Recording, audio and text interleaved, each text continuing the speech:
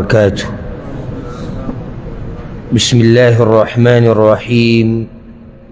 الحمد لله رب العالمين،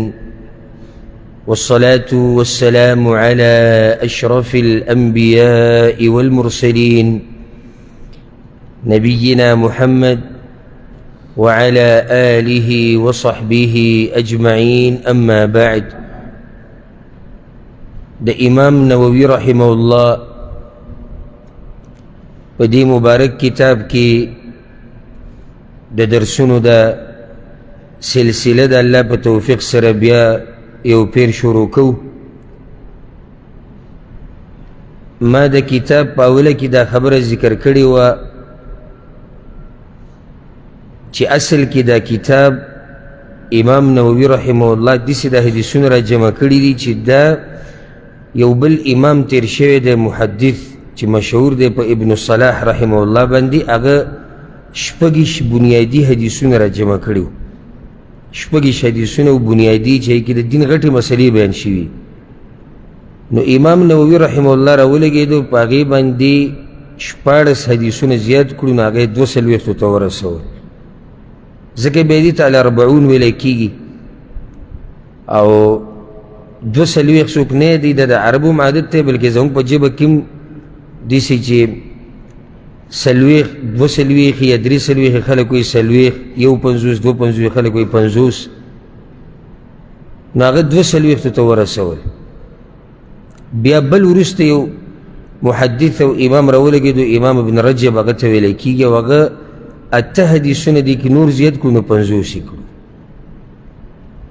دغه 240 موږ ختم کړي الحمدلله. اخرنی درس چې هغه 50م نمبر درس و د دې مبارکې سلسلې، هغې کې موږ هغه 240م حدیث ختم کړی او په دې سره هغه حدیثونه ختم شو کوم چې امام نووي رحمه الله را جمع کړي، کوم چې زیات کړي و داسې به ووایو. پاتې دغه 8 حدیثونه دي، نو بعض علما یې پوره کړي، د شرح پوره بیانوي، بعض علما په دغه 240 باندې اکتفا وکړي او خبره ختمه کړي. موږ به د فایدې دپاره هغه 8 هم ذکر کړو. ډېر بنیادي حدیثونه دي چې هغه امام ابن رجب رحمه الله زیات کړي دي. نو په دغه ترتیب سره به دا 43م حدیث 43م حدیث منن انشاءالله بیانو. حدیث دی د عبدالله بن عباس رضی الله عنهما. هغه وایي چې پیغمبر صلی الله علیه وسلم دا خبره کړې ده: الحقوا الفرائض باهلها. الله چې په میراث کې کومې حصې مقرر کړي دي نو هغه حقدارو ته وسپارئ. فما ابقت الفرائض، نو بیا چې د دې مقررو حصو نه څه پاتې شي، مال تقسیم شو او بیا هم څه مال پاتې شو، میراث کې بیا هم څه پاتې شو، فلأولی رجل ذکر، نو بیا چې نږدې کوم نارینه دی دې مړي ته هغه لی ورکوي. نږدې چې دې مړي ته کوم نارینه دی هغه لی ورکوي. بیا وایي چې خرجه البخاري و مسلم.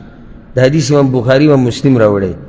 او دې کې فرق معلومیږي. امام نووي به وي رواه البخاري و مسلم، او دی وایي خرجه. نو دا هغه حدیثونه دي چې امام ابن رجب زیات کړي دي. دا ډېر بنیادي حدیث دی. لکه کله سړی حدیث وګوري یو کتاب کې او یا یې مطالعه وکړي، نو بس مطلب یې دی چې او 2 جملې وي، 2 کرښې وي، د پیغمبر صلی الله علیه وسلم یو خبره مو ولیده. ده پیغمبر صلی الله علیه وسلم ته الله جوامع الکلم ورکړي. د یو حدیث کې راځي چې الله پیغمبر صلی الله علیه وسلم الله ماته جوامع الکلم راکړي. جوامع الکلم هغه خبرو ته وایي چې د هغې خبرې مختصري او مسلې پکې ډېرې، الفاظ لږي او خبرې ډېرې پکې دننه. او دا د حکیم انسان او د هوښیار سړي نښه ده چې دی اکثر خبرې کوي نو خبرې مختصر کوي او فایدمن خبرې کوي. د هوښیار سړي نښه دا هم ده چې کله د خبرې وضاحت ته ضرورت راشي اوږدې کولو ته، نو بیا د وخت مناسب اوږده خبره هم کوي. ځکه چې همیشه اوږده خبره کول دا د حکمت خلاف ده، همیشه لنډې خبرې کول دا هم د حکمت خلاف ده. په بعضو ځایونو کې تفصیل ته ضرورت راځي، هلته بیا لازم تفصیل کړي. او دا یو نیم سړی لګیا شي نو لګیا شي. لکه ستا دا خبره په 2 ټکو کې ختمېده، ستا دا خبره په 3 ټکو کې ختمېده، دومره اوږدې قصې ترې ضرورت څه دی؟ لکه بعض راشي زما خواله یو پوسط به رانکړي، نو پوسط خو ویلو کې دي اسانه ده، خو بیا پوسط نه بیا خبره نیمه ګنټې ته رسي، بیا ګنټې ته هم ورسي چې کېناست خو کېناست. زه ورته خبرې سره به بیا ګورو چې پوسط ده که نه. ته خو شروع کاسې چې زه خو دا خبره سر یې واورم، سر نه زه پوهېږم چې دا د پوسط ده که نه ده. چې خبره وکړي یو نیم منټ کې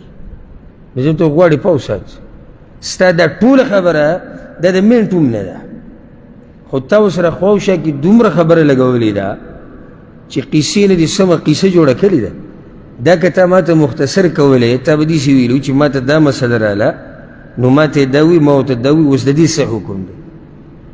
که بیا پکې څه تفصیل ته ضرورت و نو زه به راته ووایم چې دلته زه پوه نه شوم د دې څه مطلب دی، څه دي څه نه دي. نو داسې خو ما ته د اول سر نه سړی ویری چې پاو ساعت به راکړي یا 20 منټه یا نیمه ګنټه. یو ورځ یو کس زما خوا دی که مسلې تپوس کوي صرف 2 ګنټې درسره کښېنه، صرف 2 ګنټې. او ته چې خبرې 2 ګنټو څومره زوري. مختصر خبره که ما کوي ګوره حکیم انسان د ده خبرې مختصري، او ځکه دا مشهوره خبره ده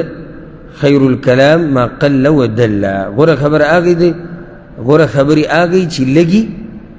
او تا مقصد ته رسوي. نو دې نه بله فایده معنی دا شوه چې هغه خبرې غوره خبرې نه دي چې لګي او تا مقصد ته نه رسوي. او داسې هم سړی نشي کولی. اوس کله سړی خبره دومره مختصر کړي چې هغه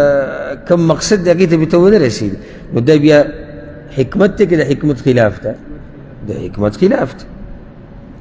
اوس د پیغمبر صلی الله علیه وسلم د حدیث ته وګوره نو یو څو ټکي دي: الحق الفرائض باهلها فما ابقت الفرائض فلاولى رجل ذکر. دې کې ډېرې غټې خبرې دي، او ځکه امام ابن رجب رحمه الله راوړی دی. او ځکه بعضو علماو په امام نووي رحمه الله باندې دا نیوکه هم کړې ده وي چې د بنیادي حدیثونه را جمع کولي وی به کې دا لګولی وي. دا ډېر بنیادي حدیث دی، غټه مسله ده. دا د فرایض په مسایلو کې د میراث په مسایلو کې دا بنیادي حدیث دی. لکه بعض حدیثونه او آیتونه داسې چې د مسلې دپاره صحیح بنیادي، یعنې مسله بنیادي ثابتېږي د دقه نه. نو دا فایده یاده کوي چې د میراث په مسایلو کې په قرآن کې په سورة النساء کې 3 آیت دي. 2 د اول سر کې راغلي دي، 1 آیت آخر سر کې دی. په دې اولني آیت کې د بچو مسله بیان شوې ده، د مور پلار بیان شوې ده. بیا په دې 2م آیت کې د ښځې او د خاوند او د رونو د خویندو مسله ده. بیا په آخرني آیت کې د هغه رونو او خویندو مسله ده چې هغه د پلار د طرف نه، دلته هغه رونو او خویندې چې هغه د مور د طرف نه. نو چې بیا ورسره یو څو حدیثونه د پیغمبر صلی الله علیه وسلم د حدیثونه را جمع کړي نو دا ستا سره بنیادي دلایل پراته دي.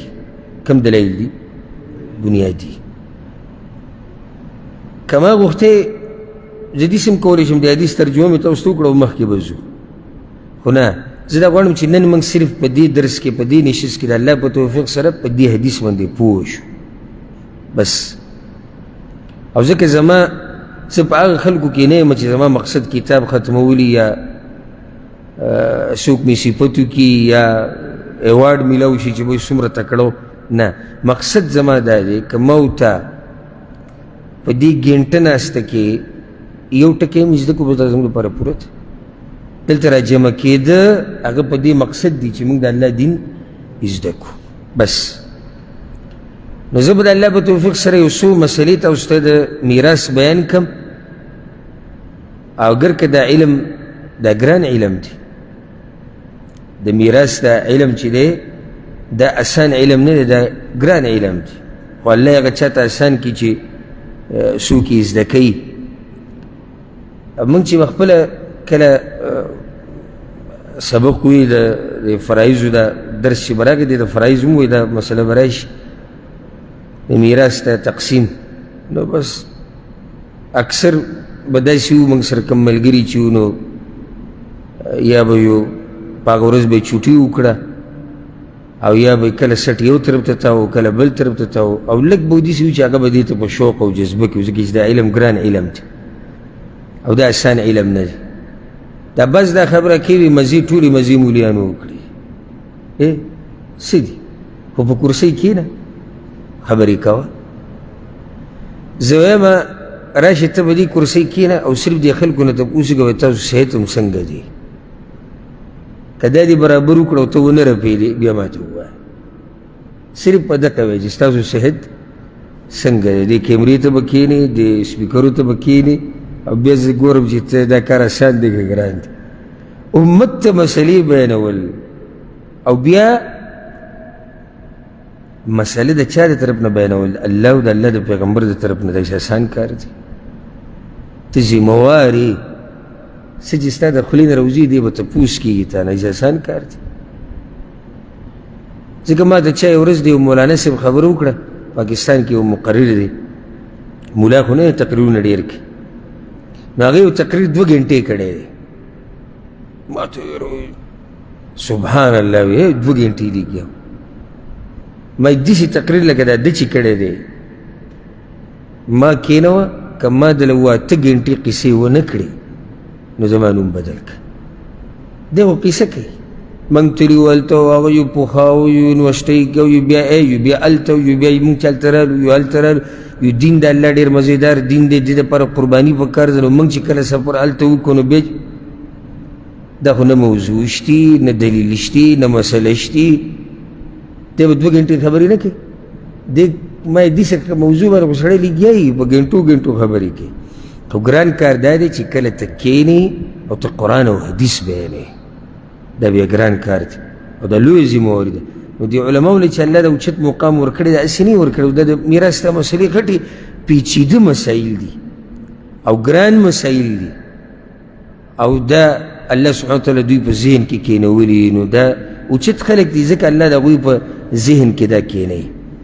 اول خو د دې حدیث باره کې به خبره وکړو او بیا به انشاءالله مخکې یو څو مسلې به درته بیان کړم دې حدیث کې دا دي چې پیغمبر صلی الله علیه وسلم وایي الحقوا الفرائض الفرائض دا په اصل کې جمع د فریضې ده جمع د څه فریضه الفریضه نو دا فریضه څه ته وایي هغه نصیب هغه حصه د میراث چې شریعت مقرر کړې ده د یو خاص کس دپاره دې ته فریضه وایي جمع د دې فرائض دي ځکه دې علم ته د میراث دې علم ته علم الفرائض هم ویلی کېږي او دې ته فقه المواريث هم ویلی کېږي مواريث جمع د میراث ده او دې ته فقه الترکات هم ویلی کېږي هغه مالونه چې شاته پاتې شي د هغې باره کې مسایل نو دا دې 3 مشهور نومونه دي علم الفرائض فقه المواريث فقه الترکات پیغمبر صلی الله علیه وسلم ووی د چا چې کومه حصه مقرر شوې ده هغه هغه ته ورسوئ او دا بله فایده په قرآن او حدیث کې چې کومې حصې خویې شوي دي هغه 6 دي 6 حصې دي ومې نشتي یوه نیمه درېیمه 2 د 3 ثلثین چې ورته ویلی کېږي 4مه حصه 5مه او 8مه دا څوی شو 6 یو کس زه غواړم چې ما ته بیان کړي یو چې اسلام شد کې وجې زه یې بیانولی شم دا ګرانه مسله ده یعنې چې بیا مې ووایي بیا خو بیا پیدا ونه کړه نیمه 3مه 2 د 3 4مه حصه 5مه 8مه 6 حصې شوې دي لکه الله چې کوم نصیب ورکړی دی چاته ورکړی چاته نه ورکړی بله مسله ده او بیا خبره سمه اوږدي خو لکه الله دغه شان تقسیم کړی دی یا خو نیمه حصه چاته میلاویږي یا به الله ویلي چې دله 3مه حصه ورکوي یا به ویلي چې دله د 3 2 ورکوي او یا به ویلي چې دله 6مه ورکوي یا به ویلي چې دله 8مه ورکوي یا به ویلي چې دله 4مه ورکوي اوس داسې هم کیدی شي لکه کسان را جمع شو او حصې تقسیمېدې او هغه مال څه شو په دې حصو باندې څه شو سیوا شو داسې هم کیدی شي که نه نشي کیدی شي نو پیغمبر صلی الله علیه وسلم وایي چې دا زیاتي مال بیا چاله ورکوي فلأولی رجل ذکر بیا نږدې چې دې مړي ته کم نارینه دی هغه له یې ورکوي نږدې چې دې مړي ته کم نارینه دی هغه له یې ورکوي ګوره پیغمبر صلی الله علیه وسلم داسې ونه وایي چې فلأولی رجل سړي له یې ورکوي ذکر یې ورسره هم ووایي دا ذکر یې ورسره ولې ووایي د دې دپاره ووایي چې جاهلیت په دور کې دا وه چې میراث به هغه چا ته میلاویږي چې هغه تکړه د زور خاوني ماشوم ته نه میلاویږي او یو ماشوم له میراث نه ورکوو وایي دی به میراث څه کوي پیغمبر صلی الله علیه وسلم د دغې خبرې د دفع کولو دپاره ذکر ټکی ورسره ووایي چې نر ته میلاویږي دا نر که اوس تکړه دی او که کمزور دی خو ده ته به برخه میلاویږي او دا زموږ د شریعت عدل او انصاف دی د جاهلیت په زمانه کې به د میراث تقسیم داسې کېدو یو طریقه یې دا وه چې میراث به چا ته میلاویږي زورور سړي ته کم سړی چې مړي ته نږدې دی او څه دی زورور دی تکړه دی عمر یې زیات دی ده ته به میراث کې حصه میلاویږي ماشوم دپاره حصه نشته دلته پیغمبر صلی الله علیه وسلم وایي نه که ماشوم هم دی ده ته ومیلاویږي د جاهلیت یو بله طریقه دا وه هغو به دا وي میراث کې برخه هغه چا ته میلاویږي چې دی د تورې خاوند وي توره چلوي نو تورې خاوند څه وکړي سړی مطلب دا چې زنانې تې لرې کړي او دا جاهلیت په پښتنو کې شتي د اوسه پورې د پښتنو اوسه پورې دا خبره چې ته ورته میراث وی نه ښځه کوي په میراث باندې څه دا څه خبره ده چې ښځه کوي په میراث باندې څه الله وی په قرآن کې یوصیکم الله فی اولادکم للذکر مثل حظ الانثیین الله وصیت کړی دی تاسو ته ستاسو د بچو په باره کې ګوره الله په خپله کړی دی او ځکه دا فایده بله یاده کوي څومره مسلې چې بیان شوي دي قرآن کې د اکثرو تفصیل بیا پیغمبر صلی الله علیه وسلم کړی لکه قرآن کې الله ویلي لمونځ وکئ تفصیل چا کړی د مانځه پیغمبر صلی الله علیه وسلم کړی زکات ورکئ څه نه څه تفصیل قرآن کې شتي خو ډېر تفصیل حدیثونو کې دی جهاد وکئ اکثر تفصیل په حدیثونو کې دی ډېرې مسلې دي چې قرآن کې لنډې ذکر شوي دي تفصیل چا کړی دی پیغمبر صلی الله علیه وسلم کړی خو د میراث ته مسله الله تفصیلا په خپله بیان کړې ده دا ولې نو دې دپاره یو چې په خپله الله تقسیم کوي نو تا ته دا وایي چې ای مسلمانه په دې خبرو کې به ګوره ګپ نه لګوي دا تقسیم د عرش والا طرف نه دی په دې ګبه خوا دې خوا نه کړي نو بل تفصیل یې ولې بیانو تفصیل یې په دې بیان کو چې سبا له پکې د جګړې څه ګنجایش هم پاتې نه شي لکه خبر الله کړې ده قرآن کې کړې ده دین اخو هم ته څه په قرآن د پاسې چې خبره کوي دی به ځان ته مسلمان بیا څنګه وایي نو ځکه الله تفصیل د مسلې په خپله بیان کو نو بیا دغه ایتونه چې دي د میراث ته په سورة النساء کې چاته چې قرآن یادي هغه ته به دا یادي الله بیا د هغې نه بعد وایي تلک حدود الله دا ګورې پولې د الله دي د دې نه به تجاوز نه کوې د دې نه به اوړې نه نو بیا په هغې پسې دا ویلي دي چې چا نه ده منلي د الله او د الله د پیغمبر د هغه دپاره سخت عذاب دی دا مسله وړه نه ده ځکه یې تقسیم چا وکړو الله وکړو یوصیکم الله فی اولادکم الله وصیت کوي تاسو ته ستاسو د بچو په باره کې چې میراث به څنګه تقسیم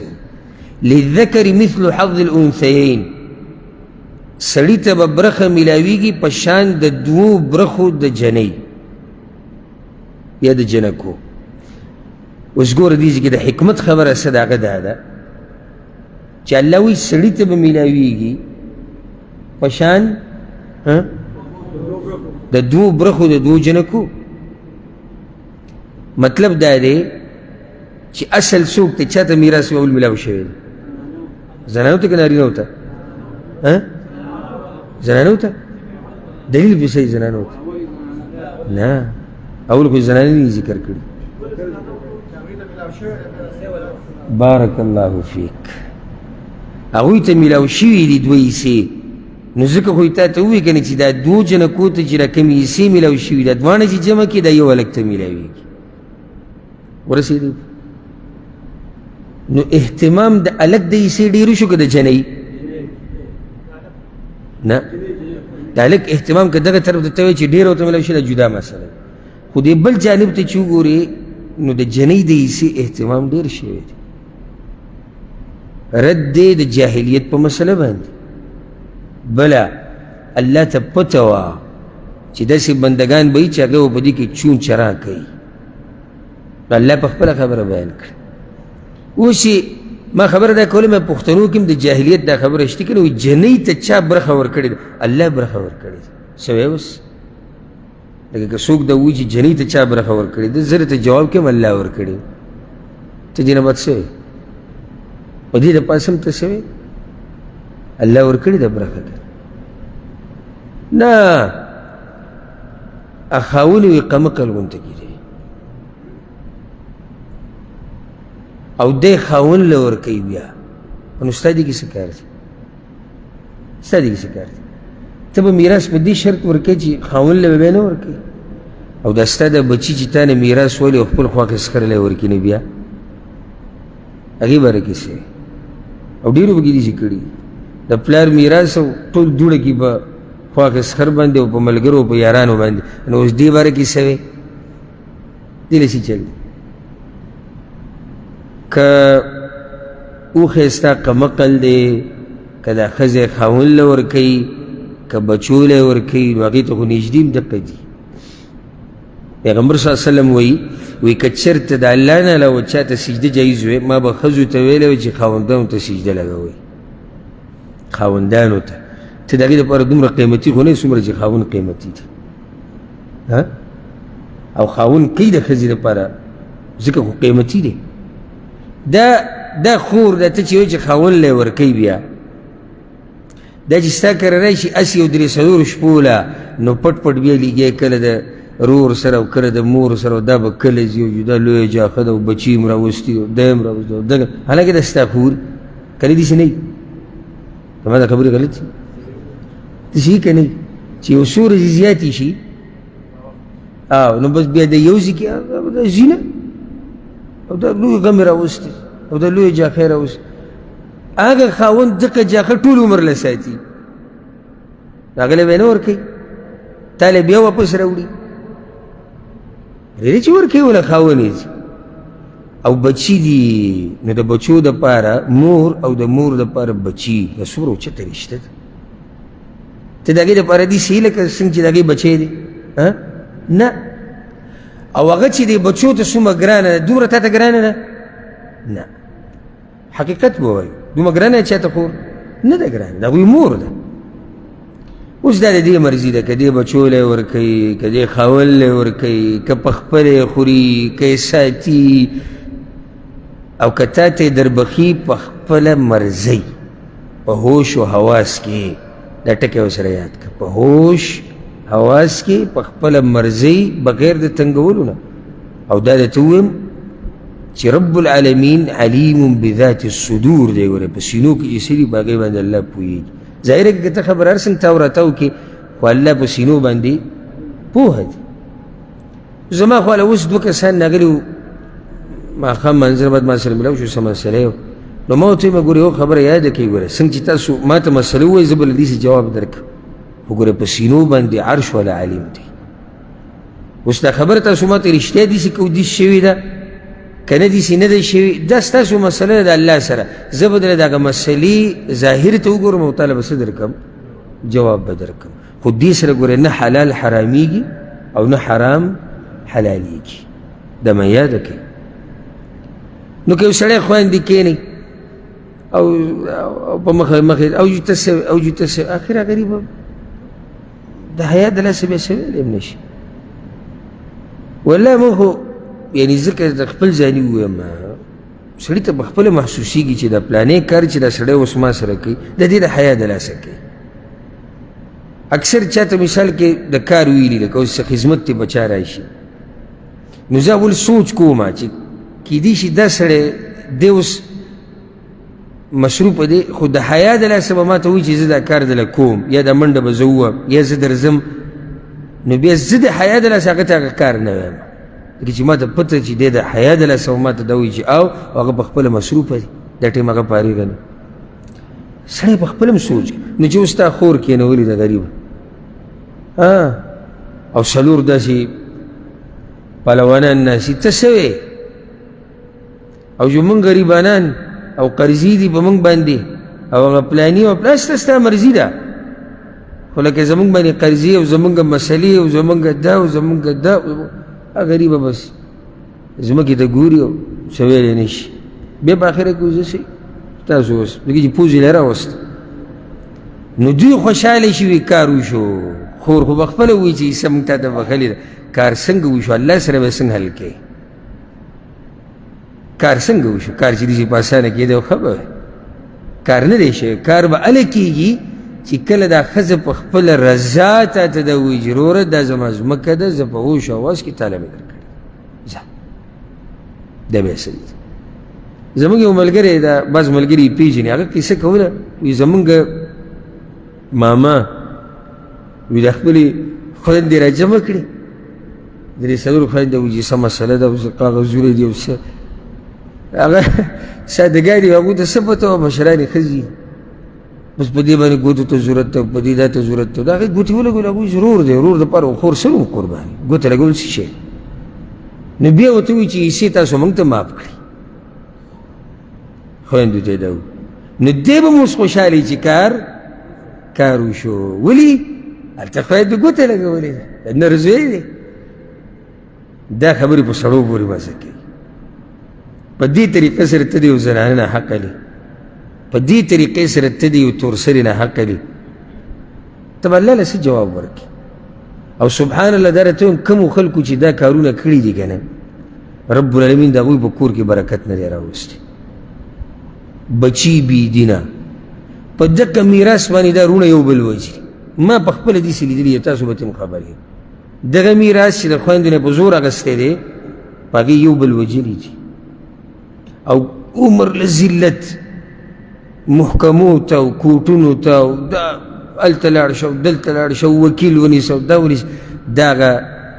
هغه ګناه او د هغه ظلم اثر دی کوم چې ده کړی دی خو د مؤمن شان دا دی چې د الله او د الله د پیغمبر خبر راورسېده نو دی به څه وایي سمعنا واطعنا ما به دلته یو کس راغی او ډېر ښه سړی و یعنې زه درته دا وایم چې دا ښه سړي دا حال و ما پېژندو شخصي هغه سړی او ښه د دین سره هم طبیعت لګېدو دلته دې جومات کې به ما سره لمونځ کو او مړ دی الله دې وبخي الله دې پرې رحم وکړي نو هغې ورځ ما سره ملاو شو سهار مانځه نه بعد دې دروازې سره وي زمونږ خویندې دي تاسو ابلو دې هغه مسله بیان کړه د میراث هغه نو چې هغوی له دا برخه دا څنګه ما څنګه ته ضرورت نشته هغه درس تا نه اورېدلی خو ما اورېدلی ما بس حق کار به کې صحیح ده غریب یعنې دا هم یو دینداري و چې لکه غم د دې درس نه بعد ده سره پیدا شوی دی ځکه ما تاسو ښه سړی و الله دې وبخي نو هغه چې زه داسې روان شوم بیا راغی ما پسې ما ته وایي زموږ هغه اوښې وي لیوني غونته کېدي که بکړه نو څنګه نو ما اوښې تا چې ورله خور ورکوله دا خو ستا غلطي لیوني له چې خور ورکوله لیوني له څوک خور ورکوي لیوني له چې خور ورکړي ده اوس ما ته وایي چې لیوني له به خور ورکړي دا کیسې معنی چې صحیح ده بیا زه چې روان شوم نو دغه جومات ته دې کوڅې پورې کوم ځای کې چې جومات ختمېږي دغه ځای پورې ما پسې راغی وي شیخ صاحب یوه خبره ما وي هغه ځمکه ګوره د کروړاو ده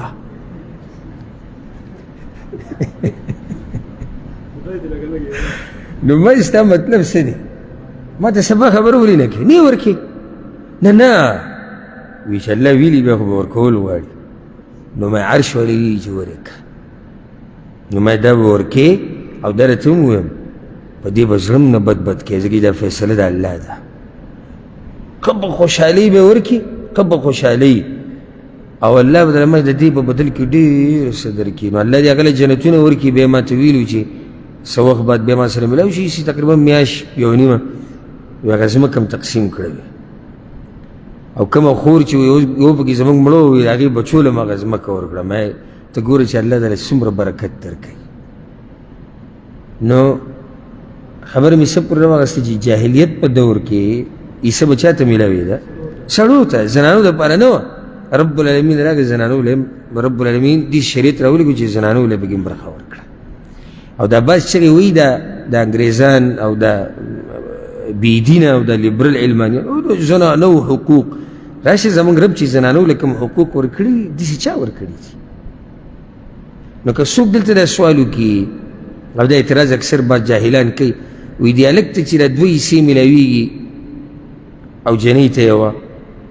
دې هلک ته چې کومه میلاو شوه جنۍ ته د هغې په نیمه دا ولې دا ظلم نه دی نه دا عین عدل او انصاف دی دا عین عدل او انصاف دی هغه داسې تاسو زه یو مثال درکړم لکه اوس یو دیوال دی او دې دیوال ته یو څو کسان ودرېږي چې اخوا څه کېږي هغه ویني صحیح ده یو ډېر دنګ دی او بل ډېر چیت دی یو دنګ دی بل څه دی چیت او دواړه غواړي چې موږ د دې دیوال نه اخوا چې څه کېږي هغه وینو ته لاړې دواړو له دې میزونه راوړو په یو سیز کې چې په دې ودرېږئ او ویې ګورئ نو هغه دنګ خو دنګ دی او بلکل هغه دیوال سر ته ورسېد چیت بیا هم کته پاتې دی خو تا ټیبل ټول له یو شان راوړی دی هېڅ زیاتې دې نه دی کړی یو شان رنګ یو شان کمپنۍ یو شان سیز دا ته عدل وکړو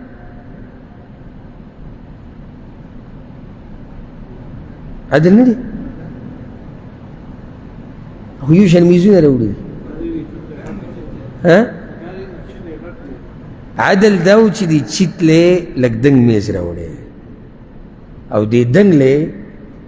لږ چیت راوړی نو دوی به برابر په دې میز باندې اخوا کتلي عدل دا دی چې هلک ته دې برخه زیاته میلاو شي ځکه چې دی د خرچو خاوند دی دی بهر ګرځي په ده مصیبتونه او غمونه ډېر راځي دی د کور مشر دی دی ذمهوار دی او زنانه کور کې دننه ناسته ده لکه اوس زما برخه اوس یو سړی ما له برخه راکړي بیا زنانه له ورکړي بلکل یو شان ورکړي نو دا به زیاتې نه هغه زنانه د خاوند په کور کې ناسته ده خرچه به څوک کوي خاوند پې کوي بچي خدمت کوي وروڼه هم خدمت کوي ځکه چې وایي دا کمزورې ده زموږ خور ده او زه مزدوریانې کومه کور مې په غاړه دی مور پلار راته ناستي خویندې وروڼه راته ناستي غم خادیانې راته دي مصیبتونه راځي غمونه راځي بیماریانې راځي او ما ته مکه شان برخه میلاو شوه دا به عدل اوس پې ورسېدی که نه نو د الله دا فیصله بلکل د څه فیصله ده د عدل او د انصاف فیصله ده او الله چا سره ظلم نه کوي هېڅ ظلم الله چا سره نه کوي نو شریعت حصې مقرر کړي دي او د دې حصو نه چې کم مال زیات پاتې شو دا به چا ته میلاویږي نږدې نارینه ته که ماشوم دی او که مشر دی ده ته به دا برخه میلاویږي او دوی ته په عربۍ کې څه وایي العصبه دې ته عصبه ویلی کېږي عصبه اصل کې لغت کې څه ته وایي په عربۍ کې د یو سړي قوم ته وایي لکه پلار او زامن او دې ته په عربۍ کې عصبه وایي او په شریعت کې عصبه چا ته وایي زه درته ښه په اسانه پښتو کې وایم د دې یادول څه ګران نه دي عصبه چا ته وایي چا ته چې میراث بغیر د مقررې حصې نه میلاویږي پوه شوې پې لږ ساعت مخکې ما دا وایي چې بعض وارثان څوک دي چې هغوی ته حصې مقرر شوي دي بعض هغه دي چې هغوی ته مقرر حصې نشتي دا چې مقرر حصه ورته نشتي دته څه ویلی کېږي عصبه زوی دپاره څو حصه ده تاسو کې څوک تکړه شتي چې ما ته ووایي زوی ته څومره حصه میلاوي ډېر سوچ هم پکې وکړه حالانکې مسله مې ته ښه اسانه کړې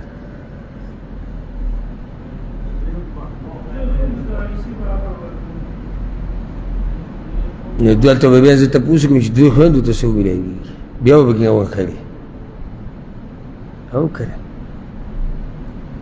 ګوره دلالت کوي په دې چې موږ د شریعت نه او د دین نه څومره لرې یو دا څومره اسانه مسله ده د دې جواب دا دی چې میراث چې څومره دی چې د چا پکې حصه مقرر دی هغه ته ومیلاو شي باقي د زوی دی دا جواب نو دا جواب وکنو نو دې زوی ته چې کومه حصه میلاویږي د دې څومره مقرر ده نه ده مقرر اوس دا د زوی قسمت دی کیدای شي ډېری کیدای شي لږې اوس میراث زموږ مخې ته کېښودی شو میراث زموږ مخې ته کېښود دا تقسیمول غواړي اول کار به موږ څه کوو چا دپاره چې مقرر د هغوی له به ورکو مور شتي راشه مور ستا شپږمه ده پلار ته شپږمه رسي کله پلار ته درېم هغه جدا مسله راشه پلار شپږمه ستا ده ښه ښځه شتي او شتي دومره حصه د هغې شو باقي څوک پاتې دی وایي باقي زوی دی نو ده ته څه میلاو شوه باقي مال ده ته میلاو شو خو مقرر حصې شتي چې درېیمه به بچي ته میلاویږي نشته څلورمه حصه به زوی ته میلاویږي نشته اتمه حصه به زوی ته میلاویږي مقرر حصه د ده دپاره نشته نو زوی په کومو خلکو کې راځي چې هغو ته عصبه ویلی کېږي یو څو مسلې به ته ذکر کړم ما ته پته ده که مې ته داسې نه ځان ته تاسې ستړی کړم او بیا په اخره کې ستاسو ذهن کې کښېننې ګوره دا عصبه چې څومره دي دې ته عصبه زه به هغه عصبه باره کې خبره کوم چې هغو ته العصبه بالنفس ویلی کېږي او دا ځان له یو مسله ده او په دې علم باندې پوهېده اساني چې کله سړی کوشش وکړي زما په دې سر کې چې کوم دماغ دي دا هم ستاسو دی په شان دي غوښه ده هډوکي دي وینه ده که نه څه جدا څه پکې لګېدلي هېڅ جدا څه پکې نشته خو چې سړی کوشش وکړي ورته یادي وي هغه یو مولوي صاحب پسې څوک ورغلي وو هغه ته خو څه یاد نه و ځان نه یې مولا جوړ کړی و که نه اکثر دې جوماتونو کې دې کلیو کې دا مولیان چې اخر دوه درې صورتونه ورته یاد دي او خلک ورته مولوي صاحب وایي وی پسې تلي دي چې بس زمونږ د میراث مسله راغلې د تقسیمو چې له تاسو راله تقسیم کوي نو سوال دا دی چې زمونږ د دې پلانۍ خور پکې حصه شتي که نه لکه د دې سویمه برخه رسي مولوي صاحب را ګیر شوی دی چې لکه دا به کومه جاغه واوړي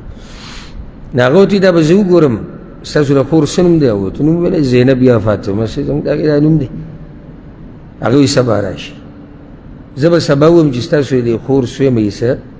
هغه رسي سبا چې به دوی تللي دي مولوي صاحب ورته ویلي دي کتابونه مې ټول وکتو خو د زینب نوم پکې ما پیدا نه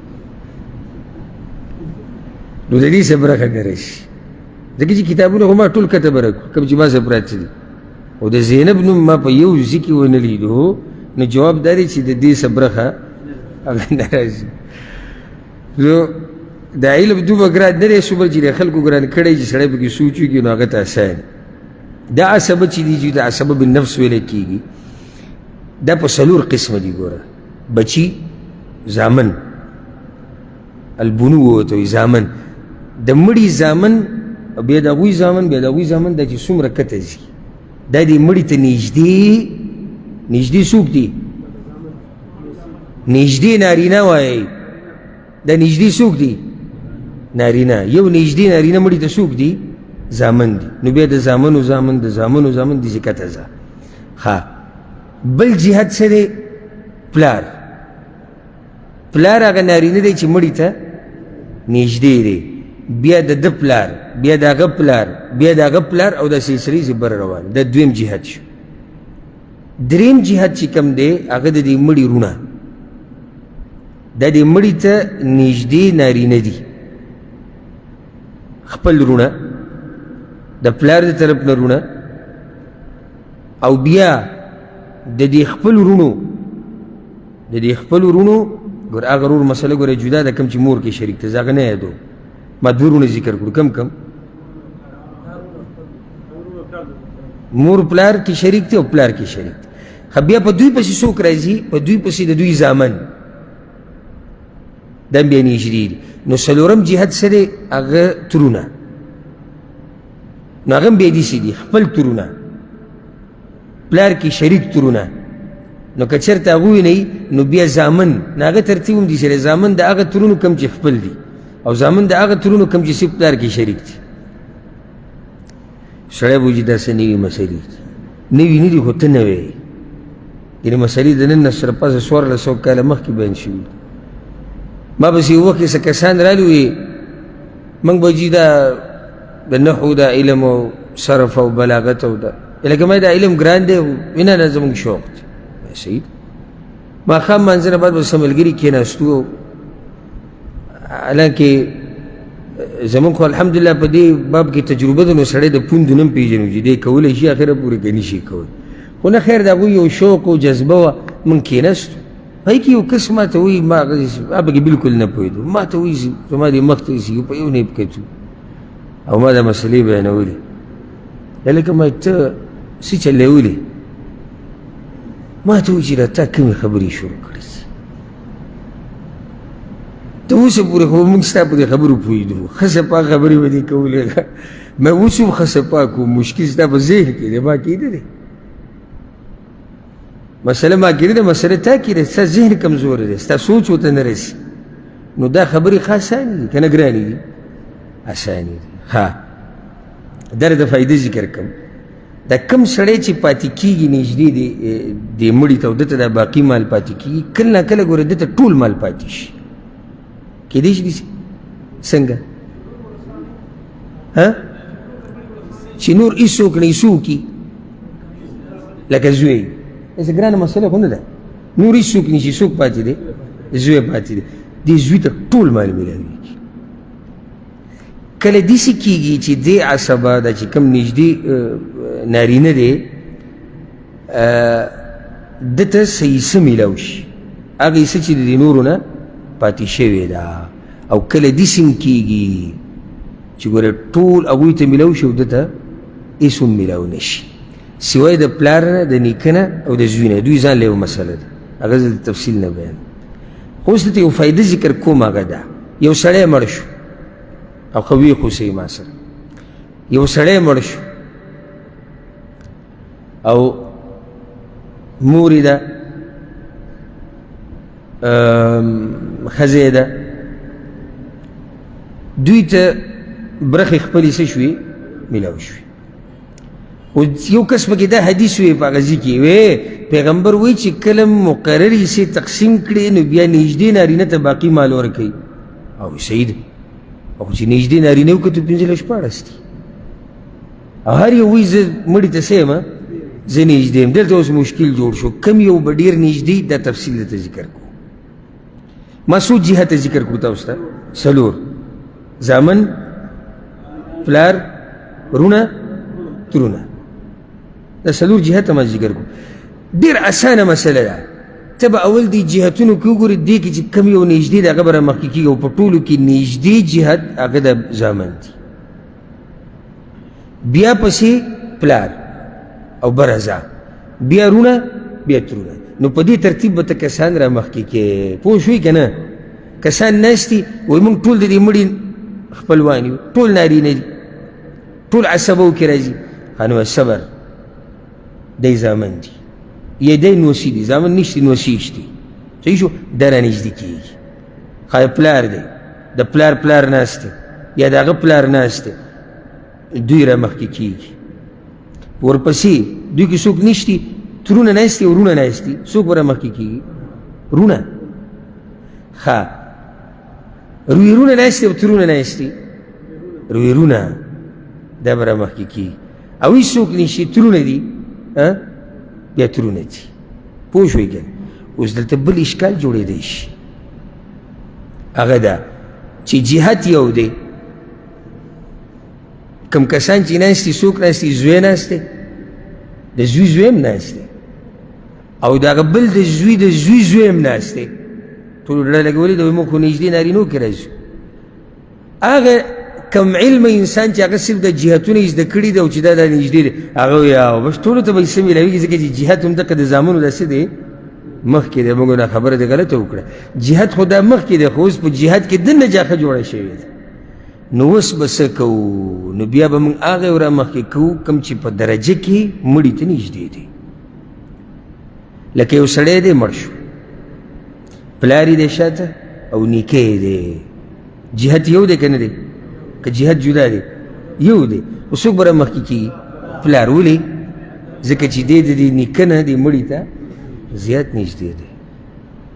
پوه شوي که نه؟ ها، یو سړی مړ شو، تره یې شاته پاتې شو، نور هېڅ څوک نشي، تره دی او د تره زوی دی، مال به څوک کړي؟ تره. ولې؟ هغه د تره د زوی نه نږدې دی. پوه شوي بېګنه؟ خو اوس بله مسله هم راتلی شي، بله مسله داسې راتلی شي چې جهت یو دی او نږدېوالی هم یو دی. دا صرف په رونو کې او په ترونو کې راتلی شي، بچو کې داسې نشي کېدی او نه بره داسې کېدی شي.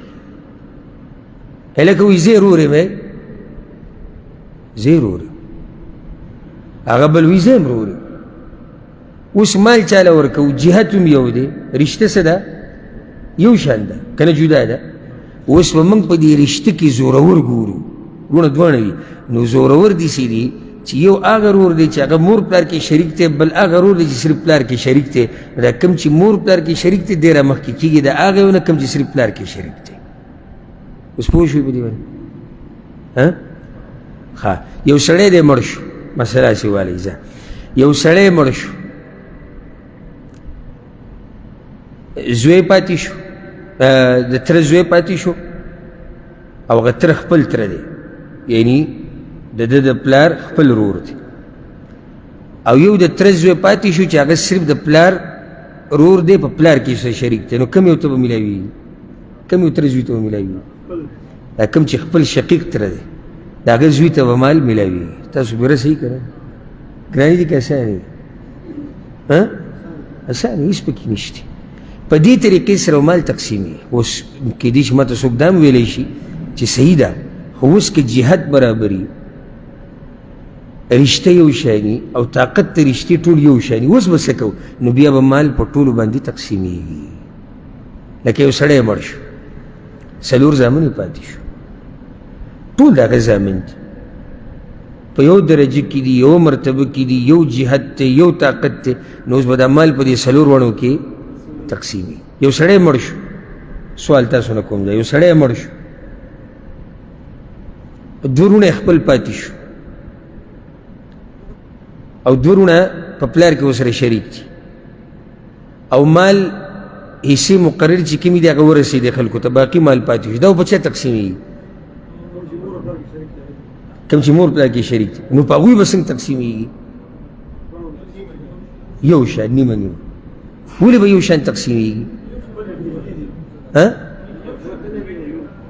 مرتبه، جهت او هر څه دي یو شان دي. هسې یو څو مثالونه ته ذکر نه کړم چې د ذهن مې پرې لږ ښه کولاو شي. یو سړی دی، یاد یې کړه، یو سړی دی مړ شو، مور یې پاتې ده،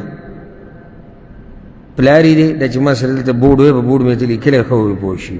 یو سړی مړ شو، مور یې پاتې شوه، پلار یې شاته پاتې شو، زوی یې پاتې دی او خپل رور یې پاتې دی. شاته څو کسان دي؟ 4. څوک د قاري صاحب؟ مور، پلار، زوی، رور. اسانه مسله ده، ګرانه نه ده. راځو تقسیم ده. مور ته به څه میلاوي؟ 6 ځکه چې زوی شتي، پلار ته به هم 6 میلاوي ځکه چې لاندې زوی شتي. نو د مور پلار خبره څه شوه؟ ختمه شوه. اوس مسله پاتې شوه. حدیث کې دا دي چې چاله مې حصې ورکړې، حصې ورکړی شوې که نه؟ میلاو شوې که نه؟ مور ته مې حصه میلاو شوه، پلار ته میلاو شوه، باقي 2 یاران ناست دي، یو زوی دی، یو ورور دی د مړي، او هر یو په امید کې دی چې به موږ ته به څه میلاوي. هلته حدیث کې دا دي چې نارینه له به یې ورکړي. وایي صحیح ده، خو حدیث کې دی چې فلی اولا، کوم چې نږدې دی. نږدې څوک دی؟ زوی. نو باقي مال چا ته میلاویږي؟ رور ته نه میلاویږي. ولې نه میلاویږي رور ته؟ زوی شتي، نږدې دی. پوه شوئ که نه؟ په دې مسلو کې هم سوچ وکړو، ګډ مولیان به درنه جوړ شي. ښه بله مسله، بل مثال پرې واله ځه چې ښه درته واضح شي. یوه ښځه مړه شوه، خاون یې پاتې شو او مسله به لږه ښه جوړه کړو. لور د زوی پاتې شوه، خاون پاتې دی، څوک؟ لور د زوی، یعنې نوسۍ ده، نوسۍ پاتې شوه او یو کړوسی پاتې شو. اسانه ده، ښځه مړه شوه، شاته څوک دی؟ خاوند دی، نوسۍ ده، کړوسی. کړوسی چې وي نو دا څوک دی؟ د زوی زوی دی، د زوی د زوی زوی دی، درېیمه مرتبه کې دی. ها، او پلار یې هم دی. نو شاته څو کسان پاتې شو؟ څلور. خاوند پاتې شو، نوسۍ د زوی لور ده، ځکه که د لور لور یې خو قیسه نشتي دلته. نوسۍ پاتې شوه د زوی لور، کړوسی پاتې شو، پلار پاتې شو. تقسیم د دې اسان تقسیم دی. د خاوند خبره به اول ختمه کړو، هغه ته به وایي چې وروره ستا څلورمه حصه ده. راځه، قرآن کې دی چې د خاوندانو څلورمه حصه ده په شرط دی چې لاندې بچې وي، او بچې شتي که نشتي؟ شتي. خاوند ته څلورمه میلاو شو. اوس راځو دې مسلې د دې جنۍ لپاره، دا چې څه ده نوسۍ د دې قسم ختمو. د دې حصه شتي، د دې حصه نیمه ده. قرآن کې الله ذکر کړي که یو وي نو هغې ته به څومره میلاویږي؟ وان کانت واحده فلها النصف، نیمه حصه دې ته میلاو شوه. څلورمه حصه خاوند ته، نیمه چا ته؟ نوسۍ ته. پلار ته به څومره میلاویږي؟ اوس دې تېر شوي مسله کې مونږ وویل شپږمه، لکه چې لاندې بچي شتي. قصه د درېو ختمه شوه، پاتې څوک دی؟ کړوسی. ده ته به څه میلاویږي؟ ټول مال. کومه چې زیاته شو، ولې ورته ټول میلاویږي؟ باقي نږدې مړي ته دا دی، نږدې مړي ته دقه دی. ښه، بل مثال به ذکر کړو، یو په دې به خبره به ختمه کړو. یو سړی مړ شو او شاته دې دوه زامن پاتې شو. شاته دې څه پاتې شو؟ دوه زامن پاتې شو، او یو نوسی دی، د زوی زوی دی، یاده کړئ دا مسله. او پلار پاتې شو او نیکه پاتې شوی دی، چې مسله خلکه ښه په تاسو پوه شئ. نیا پکې مور واچوي، نیا پاتې شوي. نو مسله داسې ده، یو سړی مړ شو، دوه زامن یې دي شاته، پلار یې دی نه، او پلار یې دی، نیه یې ده، نیکه یې دی، او یو پکې نوسی دی. نوسي دا مسله اهمه ده. پلار له به ورکو څومره؟ شپږمه، ځکه چې لاندې بچې شتي. ښه، نیکه ته به څه وایي؟ لږ ساعت مخکې به مسله ولې نه میلاوي؟ پلار شتي. نیکه ته څه نه میلاوي ځکه چې څه شتي؟ پلار شتي. ته موږ وایو چې بس ته ستا څه نشتي. ښه، نیا ته به شپږمه حصه میلاویږي ځکه چې هغې د مور ځای نیولی، د مور نشتي. که مور وایي هغې ته څومره میلاوېده؟ شپږمه نه میلاوېده ځکه چې بیا نیا ته نه میلاوېده. خو که مور وایي شپږمه یې وکړه، اوس دلته مور نشتي، نیا شتي، نو نیا ته څومره میلاوېږي؟ شپږمه. پاتې څوک دي؟ دوه زامن او نوسي. دا اوس نږدې نارینه دي که نه؟ اوس دوی سره به څه کوو؟ زامنو ته میلاوي، نوسي ته ولې د بچو کې نه دی؟ جهت یو دی، خو دغه د زامن چې دي دا په رشته کې د هغوی نه مضبوط دي، نږدې دي مړي ته. نو نوسی څه کړو؟ نوسی پټ کړو. پوه شوي په دې باندې که نه؟ نو دا یو څو مسلې وي نور چې د میراث په مسلو کې سړی ورننوځي، نو دا ښه اوږدې او ښه پلنې مسلې دي، او چې څوک کوشش وکړي الله یې ورته اسانوي. خو ما صرف تاسو ته نن هسې یو څو مسلې ذکر کولې چې ستاسو دا ذهن پې ورسی او خب آسانه طریقه می ذکر کړي عصبه نور می خدا موږ هغه عصبه ذکر کړو چې دوی ته العصب بالنفس ویل کېږي. الله دې موږ پوه کړي په قرآن او په حدیث باندې. انشاءالله په روان درس کې به څلوېښتم حدیث بیانو. الله دې موږ ټولو ته هغه علم نصیب کړي چې هغه موږ ته دنیا او آخرت کې فایده راکړي، او د هغه علم نه دې الله موږ ساتي چې د هغې د لاسه موږ ته نقصان میلاویږي دنیا او آخرت کې. هذا والله أعلم، وصلى الله وسلم على نبينا محمد وعلى آله وصحبه أجمعين.